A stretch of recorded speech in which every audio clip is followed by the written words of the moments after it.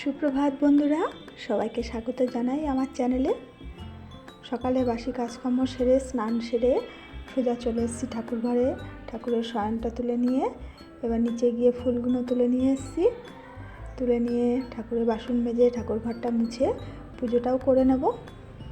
আজকে একটু অন্যরকম করে ভিডিওটা শুরু করলাম। এই দেখো আমার ঠাকুর ঘর। এত বড় বাড়ির মধ্যে সবচেয়ে মনের মতো ঘর হচ্ছে এই আমার মন্দির, আমার ঠাকুর ঘর।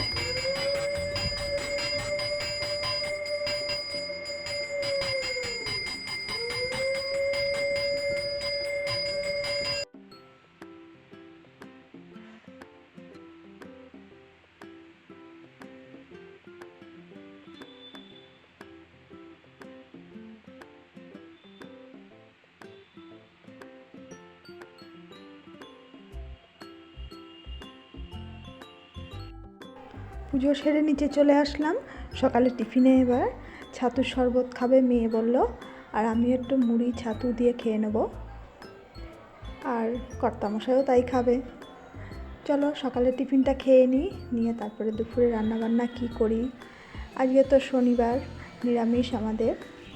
আর এই দেখো আজকেও কিছু ড্রাগন ফল কিনে এনেছে। এখন নাকি ফলগুলো খুব সস্তা, তাই বেশ অনেকগুলোই এনেছে কিনে। ফলগুলো দেখতেও যেমন সুন্দর আর ভেতরটা একদম লাল টুকটুকে। সকালে টিফিনটা খেয়ে নিয়ে এবার আমার সবজির ভান্ডার নিয়ে বসে পড়েছি। মানে ফ্রিজের বাস্কেটটা বের করেছি। দেখো সবজি তো রয়েছে অনেক কিছুই। আজকে বেশি কিছু রান্না করতে ইচ্ছে করছে না, পরপর কদিন মাছ মাংস খেয়ে। আর নিরামিষের দিন মনে হয় যেন একটু ডালই করি। ডাল করব, ছোলার ডাল করব নারকেল দিয়ে। আর দেখো পটল কাঁকরোল এগুলো বের করেছি, ভাজা করব। উচ্ছে আলু সেদ্ধ দেব। তাহলে চলো সবজিগুলো আমি সব কেটে গুছিয়ে নিই।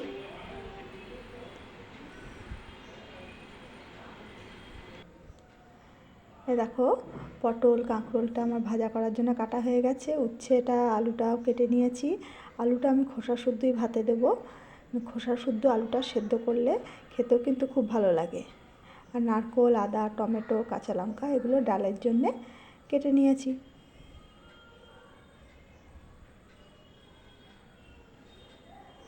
আর কুকারে করে ডালটা একবারে ফোড়ন দিয়ে বসিয়ে দেবো। কুকারটা প্রথমে গরম হতে বসিয়ে দিয়েছি।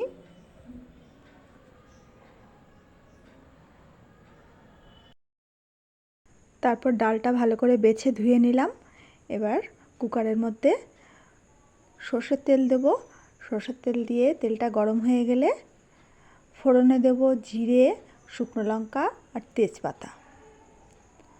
ফোড়নটা ভালো করে ভাজা হয়ে গেলে আমি কুচানো নারকেলটা দিয়ে দেবো। নারকেলটা দিয়ে ভালো করে ভাজা ভাজা করে নিয়ে এবার পরিমাণ মতো জল দেব। ধুয়ে রাখা ডালটা দিয়ে দেবো। দিয়ে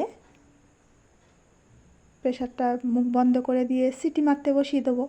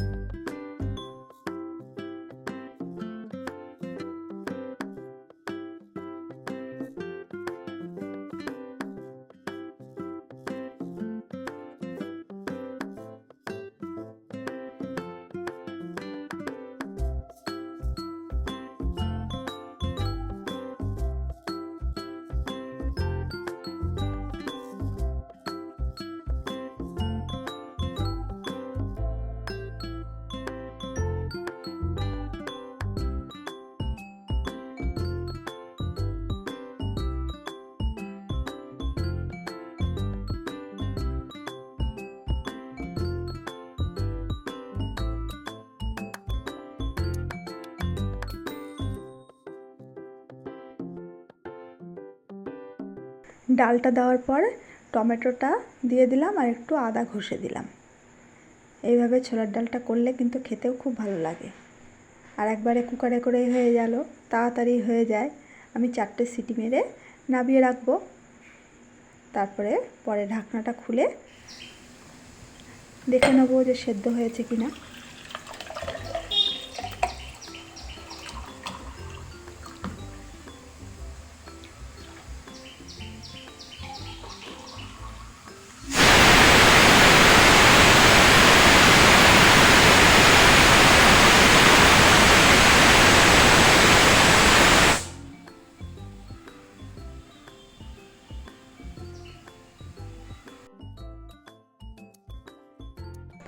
এবার কড়াইটা বসিয়ে গরম করে নিয়ে তেল দিয়েছি। তেলটা গরম হয়ে গেলে এতে অল্প পরিমাণ হলুদ আর লবণ দিয়ে দিয়েছি। দিয়ে নেড়ে চেড়ে পটল আর কাঁকরোলগুলো ভেজে নেব।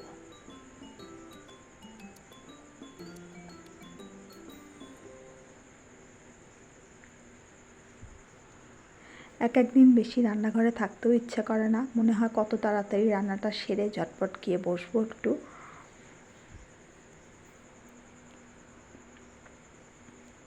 আর ইন্ডাকশানে ভাতটাও বসিয়ে দিয়েছি, তাহলে গ্যাসটাও আমার একটু হলো না, আর এদিকে তাড়াতাড়ি রান্নাটাও হয়ে গেল।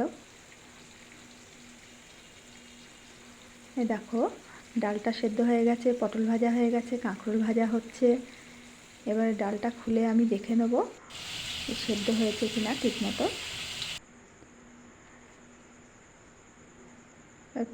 সেদ্ধ হয়ে গেছে ডালটা খুব সুন্দর। এবার পরিমাণ মতো হলুদ, লবণ আর একটু মিষ্টি দেবো। মিষ্টিটা একটু বেশি পরিমাণ দিতে হবে। দিয়ে আর অল্প একটু জল দিয়ে ভালো করে ফুটিয়ে নেব।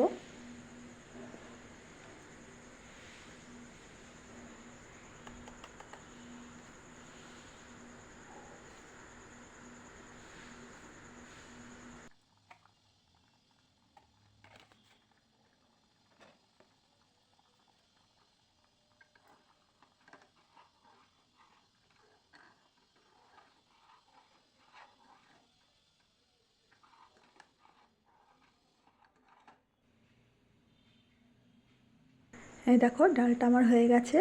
আর ঠান্ডা হলে আর একটু বসা বসা হয়ে যাবে, রাতে রুটির সাথেও খুব ভালো লাগবে খেতে। আর আজকে যেহেতু নিরামিষ, সেজন্য দুধ নিয়েছি। বলছিল দই নিয়ে আসি, আমি বললাম দুধ নিয়ে নাও।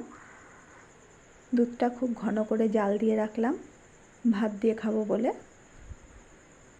আজকের ভিডিওটা যদি ভালো লাগে প্লিজ একটা লাইক করে দিও, আর কমেন্টে জানিও কিন্তু যে কেমন লাগলো। আর যারা নতুন বন্ধু আছো আমার চ্যানেলটা সাবস্ক্রাইব করে দিও। এই দেখো আজকের মেনু: গরম ভাত, উচ্ছে আলু ভাতে ঘি দিয়ে মেখেছি, পটল ভাজা, কাঁকরোল ভাজা, ছোলার ডাল আর দুধ। তাহলে আজকের মতো টাটা।